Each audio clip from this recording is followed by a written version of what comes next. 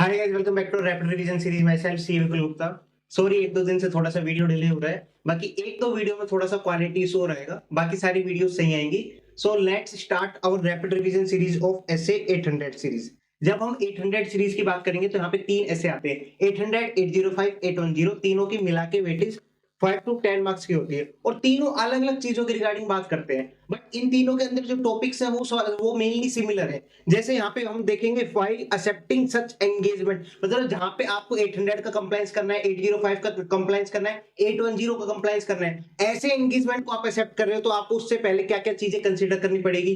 आपने एक्सेप्ट कर लिया तो आप प्लानिंग कैसे करोगे, परफॉर्म कैसे करोगे, उसके रिगार्डिंग क्या क्या कंसीडर करने पड़ेगा। साथ साथ एंड में आपको रिपोर्टिंग कंसीडरेशन क्या क्या करनी पड़ेगी। ऐसे 800 में भी, 805 में भी, 810 में भी, तीनों के रिगार्डिंग हम यही चीजें की डिस्कस करेंगे। बट अंदर का जो कंटेंट होगा वो थोड़ा थोड़ा अलग होगा सबके अंदर। So let's start our 800 series. But आपको एक चीज ध्यान रखनी है, जब भी 800 सीरीज की बात आएगी वहां पे आपको ऐसे 200 का कंप्लायंस करना ही करना है। ऐसा नहीं है कि 800 किसी और चीजों की बात करते हैं तो वहां पे 200 का कंप्लायंस नहीं होगा। यहाँ पे आपको 200 का भी कंप्लायंस करना है पूरी 800 सीरीज में। इट मींस 800 में भी, 805 में भी, 810 में भी आपको रिलेवेंट एथिकल रिक्वायरमेंट का कंप्लाई करना है और जो भी ऐसे रिलेवेंट है उस एंगेजमेंट से उसका भी कंप्लायंस करना पड़ेगा। ये आपको ध्यान रखना है, ऐसे 200 का कंप्लायंस सारी जगह होगा ही होगा। अब चलते हैं हम ऐसे 800 पे, जो बात करता है स्पेशल पर्पस फ्रेमवर्क। जब भी कोई फाइनेंशियल स्टेटमेंट बना as per special purpose framework, उसको हम बोलते हैं स्पेशल पर्पस फाइनेंशियल स्टेटमेंट। उसके ऑडिट के लिए आते हैं जब उसको 800 का कंप्लायंस करना पड़ेगा ऑडिटर को। यहाँ पे सर वही ऑडिटर हो सकता है जो complete set of financial statement का ऑडिट करके गया है। वही auditor special purpose financial statement का ऑडिट कर सकता है। यस, वो भी कर सकता है या कोई और भी कर सकता है, कोई दिक्कत नहीं है। बट यहाँ पे आपको क्या क्या चीजें कंसीडर करनी पड़ेगी उस एंगेजमेंट को एक्सेप्ट करने से पहले। अब जो फाइनेंशियल स्टेटमेंट बने हैं वो as per special purpose framework बने हैं, तो ऑडिटर को डिटरमाइन करना पड़ेगा भैया जो एफआरएफ यूज करा है वो एक्सेप्टेबल है भी है या नहीं भी है। सर ये ऑडिटर डिटरमाइन कैसे करेगा, तो उसके रिगार्डिंग बताया। अगर फाइनेंशियल रिपोर्टिंग किसी ऑथराइज और रिकॉग्नाइज ऑर्गेनाइजेशन ने स्टेब्लिश करे हुए हैं तो उस केस में आप प्री एज्यूम मान के चलो कि भैया वो तो एक्सेप्टेबल होंगे ही होंगे। अगर ऑर्गेनाइजेशन ट्रांसपेरेंट प्रोसेस फॉलो करती है तो वो हम मान के चलेंगे it is pre assume acceptable. And अगर लॉ एंड रेगुलेशन ने प्रिस्क्राइब करें सर एफआरएफ, तो यार लॉ एंड रेगुलेशन ने बोले तो हम तो मान के चलते हैं ना वो एक्सेप्टेबल होंगे ही होंगे। तो लॉ एंड रेगुलेशन के केस में भी हम एक्सेप्टेबल मान के चलेंगे, जो एफआरएफ है लॉ एंड रेगुलेशन ने प्रिस्क्राइब करा है वो एक्सेप्टेबल है। बट अगर लॉ एंड रेगुलेशन ऐसा बोलता है कि एफआरएफ ने जो है वो आप कंप्लाई करो, ठीक है, उसके अलावा आप सप्लीमेंटेड इंफॉर्मेशन भी प्रोवाइड करो, सप्लीमेंट्री रेगुलेटरी रिक्वायरमेंट का भी कंप्लायंस करो। फिर ऑडिटर को चेक करना पड़ेगा जो ये रेगुलेटरी रिक्वायरमेंट है, जो सप्लीमेंट्री इंफॉर्मेशन है, वो भैया कॉन्फ्लिक्ट तो नहीं करती एफआरएफ के हिसाब से। अगर वो कॉन्फ्लिक्ट करती है तो उसके रिगार्डिंग एक्शन लेगा ऑडिटर, फिर ये आगे परफॉर्म करेगा। वो सारी चीजें ऑडिटर को चेक करनी पड़ेगी। सर ये तो ठीक है, लॉ एंड रेगुलेशन हो गया, कोई रिकॉग्नाइज्ड ऑर्गेनाइजेशन ने प्रिस्क्राइब कर दिया तो हम मान के चल रहे प्री एज्यूम एक्सेप्टेबल है। बट सर अगर प्रोविजन ऑफ कॉन्ट्रैक्ट के बेस पे फाइनेंशियल स्टेटमेंट बने तो वो भी तो स्पेशल पर्पस का पार्ट बनता है। तो उस केस में पूरा पूरा ऑडिटर के प्रोफेशनल जजमेंट पे डिटरमाइन करेगा कि वो एक्सेप्टेबल है या नहीं है। वो चेक करेगा यार जो नॉर्मल एफआरएफ होते हैं जैसे हमारे इंडियस होते हैं उसके अंदर जो बेसिक चीजें आती हैं वो सारी चीजें इस एफआरएफ के अंदर है या नहीं है, जो प्रोविजन ऑफ कॉन्ट्रैक्ट के बेस पे बना है उसके अंदर है या नहीं है, ऑडिटर चेक करेगा और पूरा प्रोफेशनल जजमेंट लगाएगा कि यार वो एक्सेप्टेबल होगा या नहीं होगा। ये पूरा एक्सेप्टेबिलिटी के रिगार्डिंग बात करता है। जब भी आप एक्सेप्ट करोगे ऐसे एंगेजमेंट तो ये सारी चीजें आप कंसीडर करना पड़ेगा। अब आती है बात, जब आपने एक्सेप्ट कर लिया ऐसे एंगेजमेंट को तो आप प्लान एंड परफॉर्मिंग में क्या क्या चीजें परफॉर्म करोगे। तो यहाँ पे वही बात आती है, आपको ऐसे 200 का कंप्लायंस करना पड़ेगा, रिलेवेंट एथिकल रिक्वायरमेंट का, जो भी ऐसे रिलेवेंट ऑडिट है उसका कंप्लायंस करना पड़ेगा। इसके अलावा कुछ और ऐसे ऐसे जहां पे आपको स्पेशल कंसीडरेशन देना पड़ेगा। नॉर्मल में हम जब बात करते थे उन ऐसे की तो वो कंप्लाई करते ही करते थे, यहाँ पे आपको स्पेशल कंसीडरेशन देना पड़ेगा। सर ऐसे कौन कौन से ऐसे हैं, ऐसे 320, ऐसे 260 और यहाँ पे जब हम बात करेंगे तो आएगा हमारा ऐसे 315। जब हम बात करते हैं ऐसे 320 की, जहां पे हम डिटरमाइन करते थे मटेरियलिटी, तो यहाँ पे क्या होता है, अगर फाइनेंशियल स्टेटमेंट में ऑलरेडी मैनेजमेंट ने और उसके इंटेंडेड यूजर जिनके लिए स्पेशल पर्पस फाइनेंशियल स्टेटमेंट बन रहे हैं उन दोनों ने मिलकर एक थ्रेशोल्ड डिटरमाइन कर ली, लाइक मान के चलो 5 लाख डिटरमाइन कर लिया और उन्होंने एग्री कर लिया कि यार जो 5 लाख से नीचे की स्टेटमेंट होगी ना ही हम उसे करेक्ट करेंगे ना ही हम उसे एडजस्ट करेंगे। ये मैनेजमेंट ने और इंटेंडेड यूजर्स ने आपस में एग्रीमेंट कर लिया, एग्री कर लिया, तो ऑडिटर को वो चीजें कंसीडर करके चलनी पड़ेगी। But it does not mean कि वो ऑडिटर अपनी ड्यूटी से रिलीव हो जाएगा। ऑडिटर को खुद भी डिटरमाइन करनी पड़ेगी ऐसी 320 की मटेरियलिटी। मैनेजमेंट ने जो इंटेंडेड स्टैंडर्ड यूजर के साथ जो एग्री करा मटेरियलिटी लेवल, थ्रेशोल्ड लेवल, वो ठीक है। ऑडिटर खुद भी डिटरमाइन करेगा ऐसे 320 के अंदर भैया मटेरियलिटी लेवल एक्चुअल में क्या होनी चाहिए, वो सारी चीजें वो परफॉर्म करेगा। फिर बात आती है ऐसे 260 की, जो हम नॉर्मल फाइनेंशियल स्टेटमेंट होता है वहां पे हम कम्युनिकेट करते थे टीसीडब्ल्यूजी से, बट जरूरी नहीं जब ये स्पेशल पर्पस फाइनेंशियल स्टेटमेंट बन रहे हैं इसके टीसीडब्ल्यूजी और जो नॉर्मल फाइनेंशियल स्टेटमेंट के टीसीडब्ल्यूजी दोनों सेम हो, ऐसा होना जरूरी नहीं है, दोनों अलग अलग भी हो सकते हैं। तो आपको डिटरमाइन करना पड़ेगा आपको किससे कम्युनिकेट करना है। फिर बात आती है ऐसे 315 की, अगर फाइनेंशियल स्टेटमेंट बने किसके बेसिस पे, प्रोविजन ऑफ कॉन्ट्रैक्ट के बेसिस पे, तो आपको अंडरस्टैंडिंग लेनी पड़ेगी सिग्निफिकेंट इंटरप्रिटेशन ऑफ कॉन्ट्रैक्ट की, जब तो आप पता कर पाओगे जो एफआरएफ के हिसाब से फाइनेंशियल स्टेटमेंट बना रहे प्रोविजन ऑफ कॉन्ट्रैक्ट के हिसाब से वो सही भी बने नहीं बने, इसलिए आपको अंडरस्टैंडिंग लेनी पड़ेगी सिग्निफिकेंट इंटरप्रिटेशंस की। तो ये सारी चीजें आपको ध्यान रखनी, consider while planning and performing the engagement. अब बात आती है सर रिपोर्टिंग कंसीडरेशन के रिगार्डिंग क्या क्या चीजें होंगी। तो ये जो नॉर्मल फाइनेंशियल स्टेटमेंट में हम कंसीडर करते थे ना, वही कंसीडर करना है आपको। एसए 700 की रिक्वायरमेंट को कंप्लाई करना है। अगर आप की ऑडिट मैटर देना चाहते हो स्पेशल पर्पस फाइनेंशियल स्टेटमेंट पे, तो वहां पे आपको एसए 701 का कंप्लायंस करना है। एसए 720 की रिक्वायरमेंट हो गई तो वहां पे आपको एसए 720 का कंप्लायंस करना है। 706 का कंप्लायंस करना पड़ सकता है। तो ये सारी चीजों का आपको कंप्लायंस करना है रिपोर्टिंग रिक्वायरमेंट पे। बट एमसीक्यू पॉइंट आपका यहाँ पे इंपॉर्टेंट ये है, अगर आपने जो complete set of financial statement था, जो जनरल पर्पस फाइनेंशियल स्टेटमेंट था, उसके अंदर आपने एमयूआरजीसी पैरा दिया या कोई केएएम पैरा दिया या कुछ भी इंपॉर्टेंट चीज दी, उसको आप स्पेशल पर्पस फाइनेंशियल स्टेटमेंट के अंदर अदर मैटर पैराग्राफ के अंदर उसको रेफर कर सकते हो कि भैया स्पेशल पर्पस फाइनेंशियल स्टेटमेंट के अंदर आपने रेफर कर दिया कि यार complete set general purpose financial statement में हमने कुछ ऐसा पैराग्राफ दिया था, उसको रेफर कर सकते हो। तो वो भी आप कर सकते हो, ये एमसीक्यू पॉइंट है, आपको ये ध्यान रखना है। फिर बात आती है आपको अलर्ट करना पड़ेगा रीडर्स को। सर अलर्ट क्यों कर रहे हैं? क्योंकि ये स्पेशल पर्पस फाइनेंशियल स्टेटमेंट है, ये स्पेशल पर्पस के लिए बने हैं, स्पेसिफिक यूजर्स के लिए बने हैं। तो आप अलर्ट करोगे जो भी यूजर्स उस रीड कर रहे हैं उस फाइनेंशियल स्टेटमेंट को कि भैया ये स्पेशल पर्पस के लिए बने हैं, किसी और पर्पस के लिए नहीं बने, इसलिए आप उनको अलर्ट करोगे। तो सर ये हम अलर्ट कहां पे करेंगे? ये आप करोगे अपने ईओएम पैराग्राफ पे, एम्फेसिस ऑफ मैटर पैराग्राफ के अंदर ये अलर्टनेस लिख के आओगे कि भैया हम अलर्ट करें रीडर्स को कि स्पेशल पर्पस के लिए, किसी और पर्पस के लिए नहीं है। साथ साथ आपको रिस्ट्रिक्ट करना है डिस्ट्रीब्यूशन और यूज के रिगार्डिंग, भैया आप इसको डिस्ट्रीब्यूट नहीं कर सकते किसी और को, और यूज के रिगार्डिंग भैया कोई और पर्पस के लिए यूज ना करो। तो वो भी कहां लिख के आओगे? वो भी आप ईओएम पैराग्राफ के अंदर लिख के आओगे, आपको ध्यान रखना है। बट सर यहाँ पे तो ओएम पैराग्राफ लिखा है, इसके रिगार्डिंग मैं आपको बताता हूं। अगर क्वेश्चन ऐसा आता है आपको अलर्ट करना है रीडर्स को, साथ साथ आपको रेस्ट्रिक्शंस के रिगार्डिंग भी लिख के आना है, तो दोनों चीजें आप कहां लिख के आओगे? ईओएम पैराग्राफ के अंदर लिख के आओगे। बट अगर आपको स्पेसिफिकली किसके रिगार्डिंग बोला है, रिस्ट्रिक्शन ऑन डिस्ट्रीब्यूशन और यूज के रिगार्डिंग, तो आपको सिर्फ और सिर्फ अदर मैटर पैराग्राफ लिख के आना है। ये एमसीक्यू पॉइंट के हिसाब से है। अगर आपसे ऐसा पूछा कि आप ड्राफ्ट करो रिगार्डिंग द अलर्ट रीडर और रिस्ट्रिक्शन ऑन डिस्ट्रीब्यूशन और यूज, आप कैसे प्रेजेंट करोगे अपनी ऑडिट रिपोर्ट में, तो आपको ईओएम पैराग्राफ लिख के आना, उसी के अंदर अलर्ट भी करोगे, उसी के अंदर रिस्ट्रिक्ट भी करोगे, दोनों को कंबाइन करके लिख के आना है, आपको ये ध्यान रखना है। ये पूरा हमारा एसए 800 की बात थी। फिर आते हैं हम एसए 805 जो बात करता है audit of single financial statement, specific element, account और item. Single financial statement means आप ओनली बैलेंस शीट का ऑडिट कर रहे हो या फिर आप ओनली पी&एल का ऑडिट कर रहे हो। स्पेसिफिक एलिमेंट्स मींस आप ओनली इन्वेंटरी का ऑडिट कर रहे हो या फिर फिक्स एसेट्स का ऑडिट कर रहे हो, तो उस केस में आपको एसए 805 का कंप्लायंस करना पड़ेगा। यहाँ पे सेम ऑडिटर भी हो सकता है या डिफरेंट ऑडिटर भी हो सकता है। सर सेम ऑडिटर मींस जिसने complete set of financial statement का ऑडिट करा हो, वही ऑडिटर आपके स्पेसिफिक एलिमेंट और सिंगल फाइनेंशियल स्टेटमेंट का भी ऑडिट कर सकता है। बट अगर आपके ऑडिटर डिफरेंट है तो उस केस में आपको कुछ चीजें कंसीडर करनी पड़ेगी, उसके रिगार्डिंग बात करेंगे। अब बात आती है आपको क्या कंसीडर करना पड़ेगा व्हाइल एक्सेप्टिंग सच एंगेजमेंट। एक तो आपको वही एसए 200 का कंप्लायंस करना पड़ेगा, रिलेवेंट एथिकल रिक्वायरमेंट और जो भी एसए की रिक्वायरमेंट होगी उसको कंप्लायंस करो। इसके साथ साथ आप डिटरमाइन करोगे भैया जो एफआरएफ यूज करा है वो एक्सेप्टेबल है या नहीं, उसको डिटरमाइन करना पड़ेगा।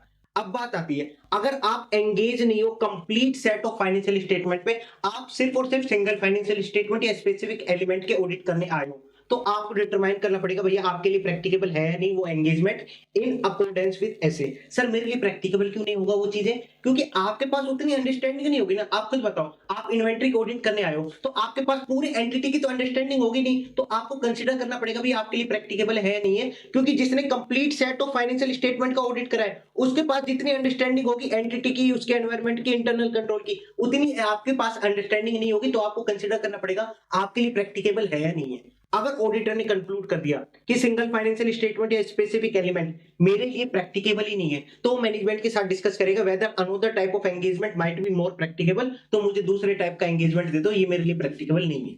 ये तो हो गया आप क्या-क्या कंसीडर करोगे व्हाइल एक्सेप्टिंग द ऑडिट। अब आता है व्हाइल प्लानिंग एंड परफॉर्मिंग आपको क्या-क्या चीजें कंसीडर करनी पड़ेगी और ये भी काफी ईजी पॉइंट है। अगर आप complete set of financial statement के ऑडिट पे भी इन्वॉल्व हो, तो आपने वहां पे ऑलरेडी कुछ प्रोसीजर परफॉर्म कर लिए होंगे सिंगल फाइनेंशियल स्टेटमेंट के रिगार्डिंग, स्पेसिफिक एलिमेंट के रिगार्डिंग। मान के चलो आप इन्वेंट्री का ऑडिट करने आए हो, तो इन्वेंट्री की ऑडिट आप ऑलरेडी आप इस complete set of financial statement के अंदर भी कुछ प्रोसीजर परफॉर्म कर लिए होंगे, बट यहाँ पे आके आपको डिटेल में प्रोसीजर परफॉर्म करने हैं। तो यहाँ बोलते हैं अगर आप दोनों जगह एंगेज थे, तो आप ऑडिट एविडेंस यूज कर सकते हैं जो आपने complete set of financial statement में ऑब्टेन करा था, वो आप यहाँ पे सिंगल फाइनेंशियल स्टेटमेंट या स्पेसिफिक एलिमेंट में यूज कर सकते हैं, कोई दिक्कत नहीं है।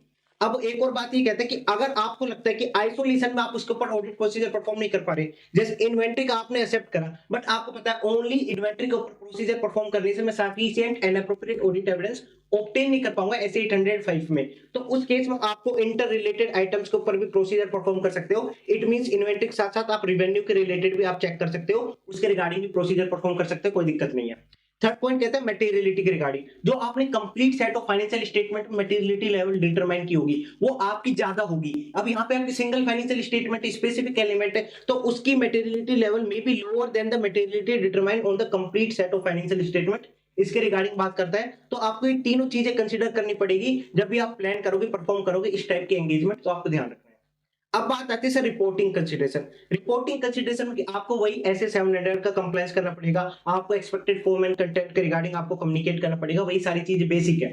बट अगर आप ही एंगेज हो complete set of financial statement में भी और सिंगल फाइनेंशियल स्टेटमेंट या स्पेसिफिक एलिमेंट में भी, तो आपको ध्यान रखना है भैया दोनों पे सेपरेट ओपिनियन एक्सप्रेस करना है, ये आपको ध्यान रखना है। साथ साथ दोनों को आप पब्लिश कर सकते हो टुगेदर, दोनों रिपोर्ट को आप पब्लिश कर दो टुगेदर, कोई दिक्कत नहीं है, बट उन दोनों की प्रेजेंटेशन डिफरेंट होनी चाहिए। ऐसी प्रेजेंटेशन ना हो कि आप आइडेंटिफाई नहीं कर पा रहे कि यार ये सिंगल फाइनेंशियल स्टेटमेंट या स्पेसिफिक एलिमेंट है या ये complete set of financial statement है, तो आपको दोनों की प्रेजेंटेशन डिफरेंट होनी चाहिए। अगर प्रेजेंटेशन डिफरेंट नहीं है, उस केस में आप मैनेजमेंट से बोलो कि मैनेजमेंट भैया इसको ठीक करो, वो चीजें आपको ध्यान रखनी है। और जहां पे आपको ऐसे 570 का कंप्लायंस करना पड़ेगा, वहां पे आपको ऐसे 570 की रिक्वायरमेंट को फुलफिल करना पड़ेगा, आपको ऐसे 701 720 इन सबका कंप्लायंस करना पड़ेगा, जहां भी इसकी रिक्वायरमेंट होगी आपको ये ध्यान रखना है। अब इसके रिगार्डिंग आता है मोस्ट इंपोर्टेंट पॉइंट, अगर आपने complete set of financial statement में मॉडिफाइड ओपिनियन दिया है, या फिर आपने ईओएम पैराग्राफ दिया है, या फिर आपने ओएम पैरा दिया है, या आपने एमयूआरजीसी पैरा दिया है, या आपकी कोई अनकरेक्टेड स्टेटमेंट है ऐसे 720 वाली, तो उसका क्या इंप्लीकेशन होगा आपको वो कंसीडर करना पड़ेगा स्पेसिफिक एलिमेंट पे या सिंगल फाइनेंशियल स्टेटमेंट पे, वो सारी चीजें कंसीडर करना पड़ेगा जब भी आपने मॉडिफाइड ओपिनियन दिया, ईओएम पैरा दिया है, ओएम पैरा दिया है, केएएम पैरा दिया है, एमयूआरजीसी पैरा दिया है, या कोई अनकरेक्टेड स्टेटमेंट है ऐसे 720 वाली complete set of financial statement में, तो आपको कंसीडर करना पड़ेगा अपने किसमें, अपने सिंगल फाइनेंशियल स्टेटमेंट या स्पेसिफिक एलिमेंट में वो कंसीडर करना पड़ेगा। सर हमारी कौन कौन सी इंप्लीकेशंस को कंसीडर करना पड़ेगा, वो इंप्लीकेशन हमारी अमेंडमेंट के अंदर दी है, आपको ये सारे इंप्लीकेशंस को कंसीडर करना पड़ेगा। ये सारे फैक्टर्स पे डिपेंड करता है आपके इंपैक्ट करेगा नहीं करेगा आपके सिंगल फाइनेंशियल स्टेटमेंट पे और स्पेसिफिक एलिमेंट पे। कौन कौन से नेचर ऑफ मैटर क्या होगा उसके रिगार्डिंग आपको कंसीडर करना पड़ेगा, जो complete set of financial statement पे जो आपने पैराग्राफ दिया है उसके अंदर नेचर ऑफ मैटर क्या है उसको कंसीडर करो, परमिसिवनेस क्या है उस मैटर की आपको वो कंसीडर करना पड़ेगा, nature and extent of difference क्या है बिटवीन एएफआरएफ आपको वो कंसीडर करना पड़ेगा, extent of difference between time period क्या है वो कंसीडर करना पड़ेगा, टाइम इलैप्स कितना हुआ वो सारी चीजें कंसीडर करनी पड़ेगी। मतलब ये सारे फैक्टर आपको कंसीडर करने पड़ेंगे जब भी आपको इंप्लीकेशन चेक करना है कि भैया उसका इंप्लीकेशन क्या आएगा, जो आपने complete set of financial statement के अंदर कोई पैराग्राफ दिया है, मॉडिफाइड ओपिनियन दिया है, उसका क्या इंप्लीकेशन आएगा मेरे सिंगल फाइनेंशियल स्टेटमेंट पे और स्पेसिफिक एलिमेंट पे, तो आपको ये सारे फैक्टर्स कंसीडर करने पड़ेंगे। बट सर अगर मैंने एडवर्स ओपिनियन दिया, डिस्क्लेम ऑफ ओपिनियन दिया किस पे, complete set of financial statement पे, तो आपको भैया ये दो चीजें परफॉर्म करनी पड़ेगी। एक तो आप ऐसे 705 बोलता है कि आप सेम ऑडिट रिपोर्ट के अंदर भैया कभी भी अनमोडिफाइड ओपिनियन नहीं दे सकते। अगर आपने एडवर्स ओपिनियन दिया, डिस्क्लेम ऑफ ओपिनियन दिया complete set of financial statement में, तो आप सिंगल फाइनेंशियल स्टेटमेंट या फिर स्पेसिफिक एलिमेंट की जो ऑडिट करने आ रहे हो उसमें आप अनमोडिफाइड ओपिनियन नहीं दोगे। अगर सेम ऑडिट रिपोर्ट है तो आपको ये कंसीडर करना है। अगर सर सेपरेट ऑडिट रिपोर्ट है तो उसके रिगार्डिंग बोला आप अनमोडिफाइड ओपिनियन दे सकते हो, कोई दिक्कत नहीं है। किसमें, स्पेसिफिक एलिमेंट में। यहाँ पे सिंगल फाइनेंशियल स्टेटमेंट की बात नहीं करें, only and only specific element में अनमोडिफाइड ओपिनियन दे सकते हो। कब दे सकते हैं सर, जब आप ये तीन कंडीशन फुलफिल कर लोगे। अगर भैया लॉ एंड रेगुलेशन प्रोहिबिट नहीं करा तो आप दे सकते हो, उसके साथ आप पब्लिश नहीं कर सकते टुगेदर। हमने ऊपर देखा ना, रिपोर्ट आप पब्लिश कर सकते हो, complete set of financial statement and single financial statement और स्पेसिफिक एलिमेंट आप पब्लिश कर सकते हो। तो वही बोलता है कि आप पब्लिश नहीं कर सकते टुगेदर, और साथ साथ मेजर पोर्शन कॉन्स्टिट्यूट नहीं करना चाहिए वो स्पेसिफिक एलिमेंट। अगर ये तीनों चीजें फुलफिल हो रही है तो आप अनमोडिफाइड ओपिनियन दे सकते हो स्पेसिफिक एलिमेंट में। सर बट अगर एक बात बताओ, ये तो स्पेसिफिक एलिमेंट है, मुझे ये बताओ सर सिंगल फाइनेंशियल स्टेटमेंट का क्या होगा? तो उसमें आप मान के चलते हो it is presume that constitute major portion, मतलब सिंगल फाइनेंशियल स्टेटमेंट तो हमेशा मेजर पोर्शन कंस्टिट्यूट करेगा, तो उस केस में तो आप वहां पे कभी भी अनमोडिफाइड ओपिनियन एक्सप्रेस ही नहीं कर सकते, आपको ध्यान रखना। तो आपका क्या बात हुई यहाँ पे, आपको पहले तो इंप्लीकेशन कंसीडर करना पड़ेगा, बट यहाँ पे तो सर मॉडिफाइड ओपिनियन के अंदर एडवर्स और डिस्क्लेम ऑफ ओपिनियन का भी आपको इंप्लीकेशन कंसीडर करना पड़ेगा क्या? वहां पे तो आप ये सारे ओपिनियन दोगे ही दोगे, आपको यहाँ पे अनमोडिफाइड ओपिनियन नहीं देना, यहाँ पे आप अनमोडिफाइड ओपिनियन दे सकते हो स्पेसिफिक एलिमेंट में, बट सिंगल फाइनेंशियल स्टेटमेंट में अनमोडिफाइड ओपिनियन नहीं दे सकते। बट जब क्वालिफाइड ओपिनियन की बात आएगी तो वहां पे आपको कंसीडर करना पड़ेगा, भैया ये सारे फैक्टर्स को कंसीडर करना पड़ेगा, इसका इंप्लीकेशन क्या होगा आपके सिंगल फाइनेंशियल स्टेटमेंट पे और स्पेसिफिक एलिमेंट में, वो सारी चीजों को आपको कंसीडर करना पड़ेगा, देन ही आप अपने ओपिनियन एक्सप्रेस करोगे सिंगल फाइनेंशियल स्टेटमेंट पे और स्पेसिफिक एलिमेंट पे, आपको ध्यान रखना है। अब इसी के रिगार्डिंग एक इंपॉर्टेंट पॉइंट है एमसीक्यू के रिगार्डिंग, अगर आपने कोई ऐसा मैटर दिया अपने complete set of financial statement में जिसका कोई भी इंपैक्ट ही नहीं है सिंगल फाइनेंशियल स्टेटमेंट में या स्पेसिफिक एलिमेंट में, तो भी आप उस मैटर का रेफरेंस कहां पे लिख सकते हो? Other matter paragraph of single financial statement या फिर स्पेसिफिक एलिमेंट, दोनों के अंदर आप वो उस चीज का आप रेफरेंस दे सकते हो, अदर मैटर पैराग्राफ के अंदर, ये आप कंसीडर कर सकते हो। ये हमारा एमसीक्यू के रिगार्डिंग पॉइंट है, ये पूरा हमारा ऐसे 805 की बात करता है। Now we are moving to SA 810 summary financial statement. Sir ये समरी फाइनेंशियल स्टेटमेंट क्या होता है? आपने ऑडिट करा मेन complete set of financial statement, अब वो इतने ज्यादा थे, मैनेजमेंट ने क्या करा, उसकी समरी बना दी, उसको हम बोलते हैं समरी फाइनेंशियल स्टेटमेंट। अगर आप उसकी ऑडिट करने आ रहे हो तो वहां पे आपको ऐसे 810 का कंप्लायंस करना है। सर यहाँ पे भी सेम ऑडिटर हो सकता है, डिफरेंट ऑडिटर हो सकता है, यहाँ पे बोला है only and only same auditor होगा, कोई दूसरा ऑडिट नहीं कर सकता। जिसने complete set of financial statement का ऑडिट करा है वही ऑडिटर समरी फाइनेंशियल स्टेटमेंट का ऑडिट कर सकता है, कोई और ऑडिटर नहीं कर सकता है, आपको ध्यान रखना है। हमने 800 और 805 में देखा था, 800 में तो कोई भी ऑडिटर आके कर सकता है, कोई दिक्कत नहीं है। 805 में आपको प्रैक्टिकेबिलिटी चेक करनी थी कि भाई कोई नया ऑडिटर आया तो आपको प्रैक्टिकेबिलिटी चेक करनी कि आपके लिए प्रैक्टिकेबल होगा या नहीं होगा, बट 810 में बोल दे भैया सेम ही ऑडिटर होगा, कोई और दूसरा ऑडिटर नहीं हो सकता। अब आपको क्या क्या चीजें कंसीडर करना पड़ेगा व्हाइल एक्सेप्टिंग सच एंगेजमेंट? एक तो आप वही क्राइटेरिया वाला चेक करोगे कि जो भी क्राइटेरिया यूज करा है in preparation of summary financial statement वो एक्सेप्टेबल है या नहीं है, आपको वो चेक करना पड़ेगा। बट यहाँ पे क्या वर्ड यूज करा है? क्राइटेरिया। यहाँ पे FRF यूज नहीं करा है, आपको ध्यान रखना है, यहाँ पे क्राइटेरिया यूज करेंगे, क्योंकि आप कोई फाइनेंशियल स्टेटमेंट नहीं बना रहे, आप फाइनेंशियल स्टेटमेंट की समरी बना रहे हो, तो वहां पे आपको क्राइटेरिया वर्ड यूज करना है। सर कौन कौन से फैक्टर पर डिपेंड करेगा? जो भी अप्लाइड क्राइटेरिया है वो एक्सेप्टेबल है या नहीं है, वो नेचर ऑफ एंटिटी पे डिपेंड करेगा, purpose of summary financial statement पे डिपेंड करेगा, इंफॉर्मेशन क्या चाहिए समरी फाइनेंशियल स्टेटमेंट के इंटेंडेड यूजर्स को, उस पर डिपेंड करेगा, साथ में समरी फाइनेंशियल स्टेटमेंट के मिसलीड तो नहीं कर रही, उस पर डिपेंड करेगा। तो इन सारे फैक्टर्स पे डिपेंड करेगा जो आपने अप्लाइड क्राइटेरिया यूज करा है वो एक्सेप्टेबल है या नहीं है। अब बात आती है, आपने कंक्लूड कर दिया जो भी एक्सेप्टेबल क्राइटेरिया वो अनएक्सेप्टेबल है, तो उस केस में भैया एंगेजमेंट को एक्सेप्ट ही मत करो, उस केस में तो एक्सेप्ट ही नहीं करोगे unless required by the law and regulation. अगर लॉ एंड रेगुलेशन बोलता है भैया आप एक्सेप्ट कर लो इस एंगेजमेंट को, आपको लगता है कि यार फिर भी अनएक्सेप्टेबल है अप्लाइड क्राइटेरिया, फिर भी लॉ एंड रेगुलेशन बोला है एक्सेप्ट करने के रिगार्डिंग, तो आप कंप्लाई नहीं करोगे, ऐसे 810 का कंप्लायंस नहीं करोगे, उसका रेफरेंस नहीं दोगे, आपको ध्यान रखना है। अगर लॉ एंड रेगुलेशन ने ही अप्लाइड क्राइटेरिया को डिटरमाइन करा है तो उस केस में आप प्री अज्यूम मान के चलोगे भैया वो तो एक्सेप्टेबल होगा ही होगा। फिर बात आती है मैनेजमेंट रिस्पांसिबिलिटी। मैनेजमेंट से हम एक एग्रीमेंट लेंगे, मैनेजमेंट तो अपनी रिस्पांसिबिलिटीज को एक्नॉलेज करती है। सर कौन कौन सी रिस्पांसिबिलिटी? कि जो तूने फाइनेंशियल स्टेटमेंट बनाए समरी फाइनेंशियल स्टेटमेंट वो एज पर अप्लाइड क्राइटेरिया बनाए, उसके रिगार्डिंग तो एक्नॉलेज कर, ये तेरी रिस्पांसिबिलिटी थी। जो भी ऑडिटेड फाइनेंशियल स्टेटमेंट है, complete set of financial statement की बात कर रहा हूं, वो अवेलेबल कराओ intended users of summary financial statement. जो समरी फाइनेंशियल स्टेटमेंट को यूजर्स जो उसको यूज करेंगे उसके पास आप ऑडिटेड फाइनेंशियल स्टेटमेंट भी अवेलेबल कराओ विदाउट डिफिकल्टी। साथ साथ जहां पे भी आप समरी फाइनेंशियल स्टेटमेंट डाल रहे हो जिस भी डॉक्यूमेंट के अंदर, उसमें मेरी ऑडिट रिपोर्ट भी डालो समरी फाइनेंशियल स्टेटमेंट वाली, वो सारी चीजें करो। ये मैनेजमेंट, ये तेरी रिस्पांसिबिलिटी है।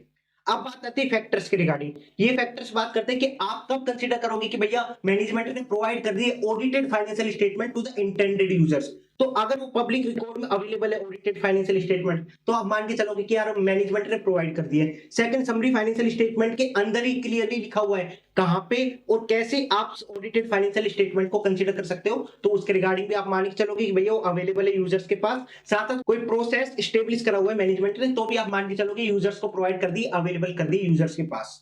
अब बात आती है ओपिनियन की। ओपिनियन में आप पहले मैनेजमेंट से एग्री करोगे कि मैनेजमेंट मैं ये वाला ओपिनियन देना चाहता हूं, देन ही आप एक्सप्रेस करोगे समरी फाइनेंशियल स्टेटमेंट का ओपिनियन। पहले आप मैनेजमेंट से डिस्कस करोगे, तो ये सारी चीजें आप कंसीडर करोगे कब, जब आप एक्सेप्ट करोगे ऐसा एंगेजमेंट, समरी फाइनेंशियल स्टेटमेंट का ऑडिट एक्सेप्ट कर रहे हो, तो आपको अप्लाइड क्राइटेरिया चेक करना पड़ेगा, मैनेजमेंट से एक्नॉलेजमेंट लेना पड़ेगा, उसके रिगार्डिंग एग्रीमेंट लेनी पड़ेगी, और ओपिनियन के रिगार्डिंग आप डिस्कस करोगे, एग्री करोगे मैनेजमेंट से, देन ही आप एक्सप्रेस करोगे समरी फाइनेंशियल स्टेटमेंट के ऊपर ओपिनियन।